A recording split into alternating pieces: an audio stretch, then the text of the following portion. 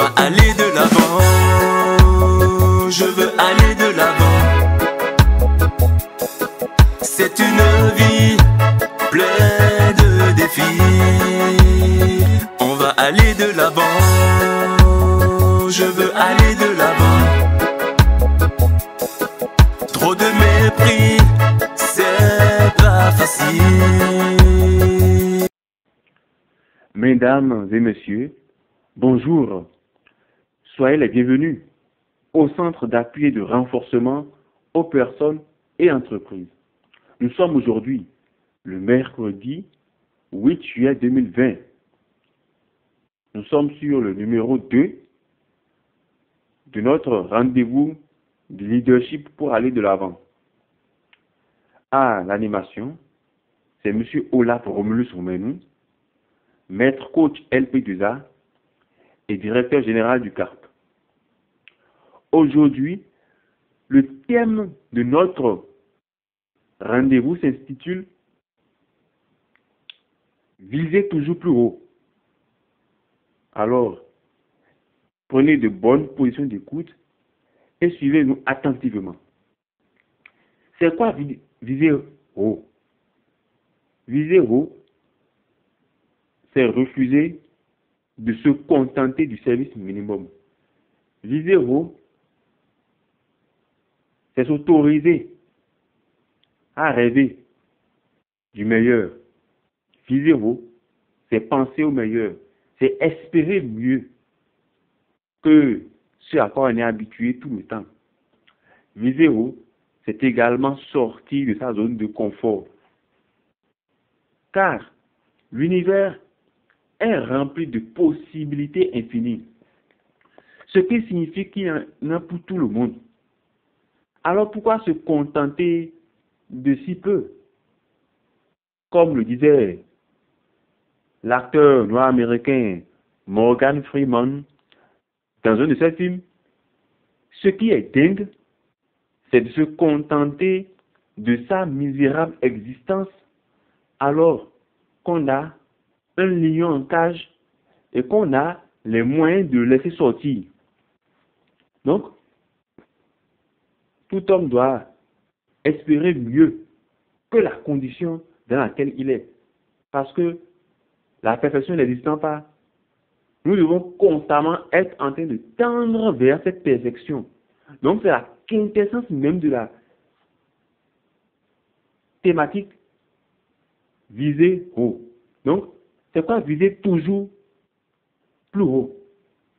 Viser toujours plus haut signifie chercher toujours à obtenir mieux. Chercher toujours à faire mieux. Se surpasser. Être ambitieux. Je ne veux pas dire être ambitieux de manière démesurée, mais rêver d'un meilleur avenir, rêver d'une meilleure vie, devenir une meilleure version de soi-même. C'est ça que nous mettons dans viser toujours plus haut. Ça a beaucoup d'avantages, ça a beaucoup de bénéfices. Parce que non seulement vous sortez de votre zone de confort pour pouvoir le faire, mais vous obtenez mieux. Vous obtenez mieux. Parce que l'univers est rempli de possibilités infinies. Il y en a pour tout le monde. Donc, si quelqu'un est né pauvre et meurt pauvre, c'est de sa faute. Comme l'a si bien dit Bill Gates. Maintenant, comment faire pour viser toujours plus haut? Et comment faire pour atteindre ce qu'on veut quand on se met dans cette dynamique-là? D'abord, celui qui veut viser toujours plus haut doit se remettre en cause. Est-ce que les efforts qu'il accomplit pour atteindre son objectif sont suffisants? C'est le principe de la proportionnalité des efforts. Vos efforts doivent être proportionnels à ce que vous visez. Si par exemple je prends une poignée de maïs en main et que je la mets en terre, je ne peux jamais m'attendre à obtenir comme récolte une tonne de maïs. Ce n'est pas possible. Je ne peux pas mettre en terre seulement une poignée de graines de maïs et dire que je vais récolter une tonne de maïs. Il faut quand même que mes semailles soient assez consistantes pour que la récolte aussi soit intéressante. Donc, demandez-vous si les efforts que vous accomplissez sont à la hauteur, sont à la mesure de ce que vous voulez. Si vous voulez de grandes choses, soyez prêts à accomplir de grands efforts. C'est très important. Donc, c'est le principe de la proportionnalité des efforts. Ensuite, celui qui vise haut doit pouvoir s'entourer de personnes qui sont également ambitieuses. S'entourer de personnes qui voient plus loin que le bout de leur nez. Comme l'a si bien dit Jim Rohn, vous êtes la somme, sinon vous êtes la moyenne des 5 personnes que vous fréquentez le plus. En effet, notre entourage nous impacte de manière très significative. Votre entourage peut impacter votre destinée positivement ou négativement. Parce que chaque individu émet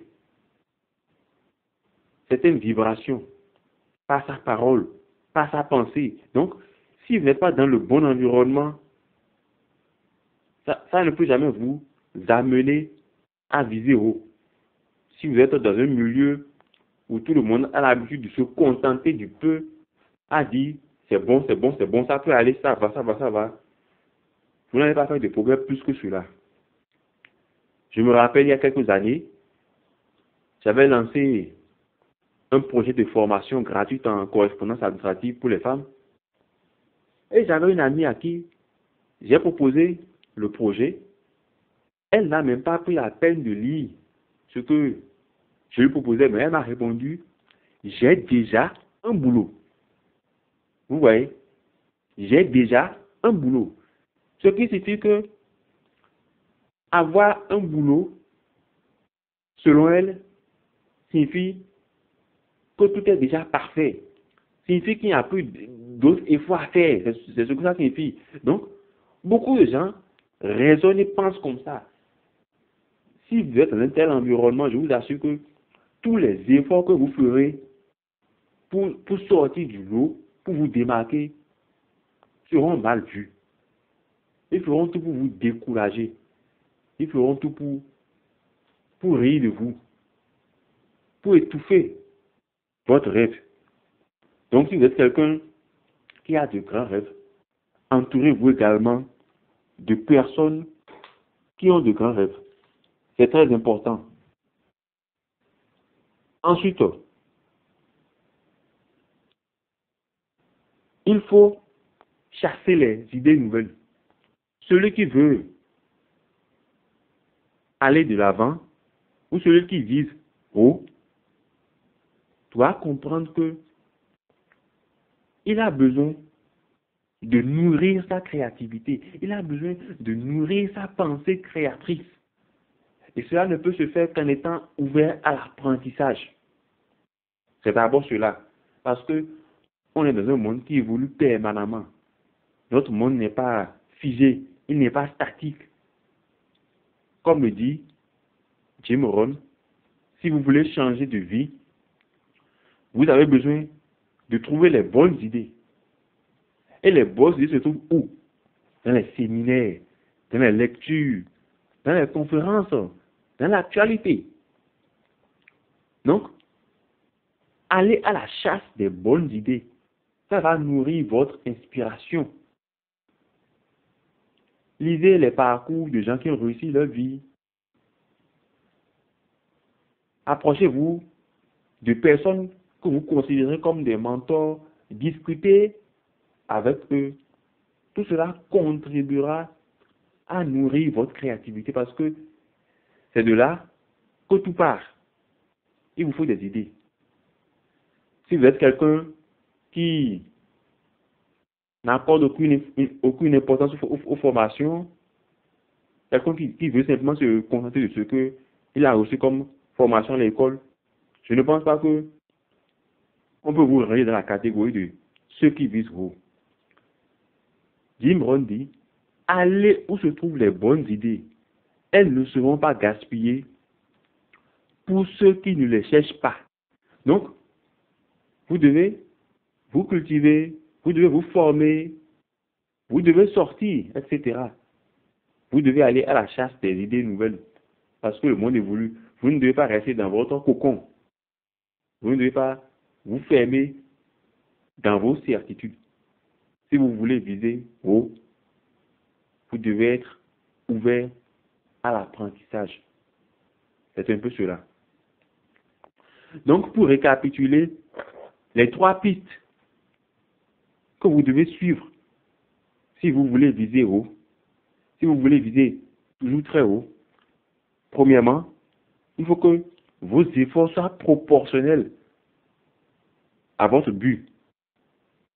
Deuxièmement, il faut que vous soyez dans l'entourage adéquat.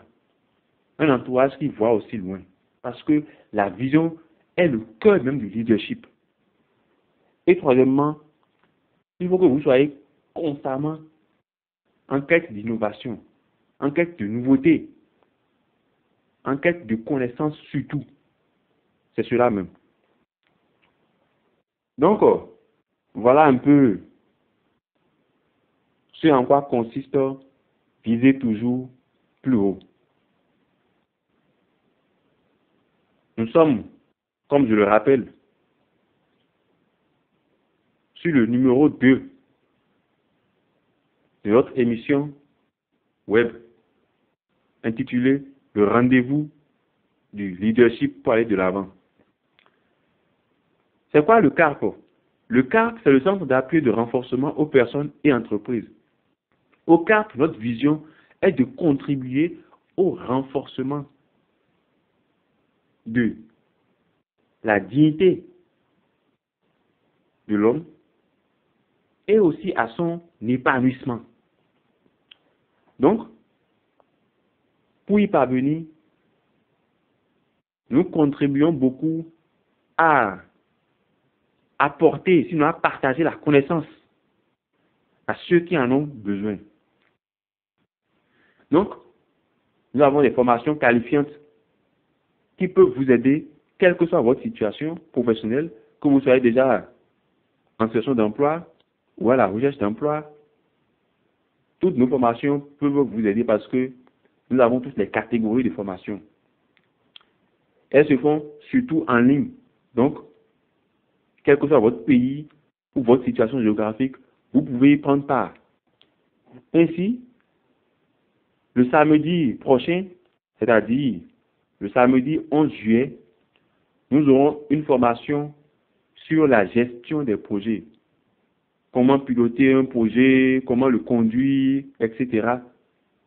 Cette formation se déroulera en ligne à partir du samedi prochain.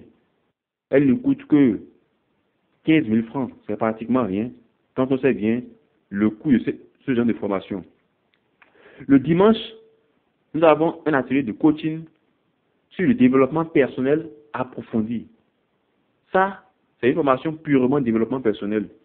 Nous allons explorer les pouvoirs intérieurs qu'offre le mental.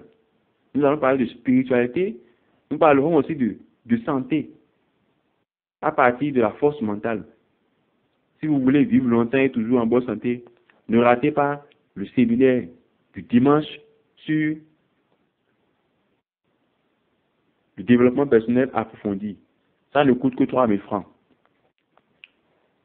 Et enfin, le samedi 18 juillet, nous aurons un séminaire sur la passation des marchés publics. Les marchés publics constituent une source énorme de revenus pour toute entreprise qui sait s'y prendre. Donc, vous êtes peut-être cadre dans une entreprise, vous espérez occuper un poste à ce niveau. Venez sur cette formation sur la passation des marchés publics où on vous apprendra à monter un dossier d'appel d'offres pour que ça passe comme une lettre à la poste. Donc, nous voilà au terme de notre rendez-vous du LP d'USA. Je rappelle que la présentation, c'était M. Olaf Romulus Oumenu, maître coach en leadership pour aller de l'avant et directeur général du Centre d'appui et de renforcement aux personnes et entreprises. Le cap, c'est l'efficacité à portée de main. Alors, je vous remercie. À mercredi prochain. On va aller de l'avant. Je veux aller de l'avant. C'est une vie pleine de défis. On va aller de l'avant. Je veux aller de l'avant.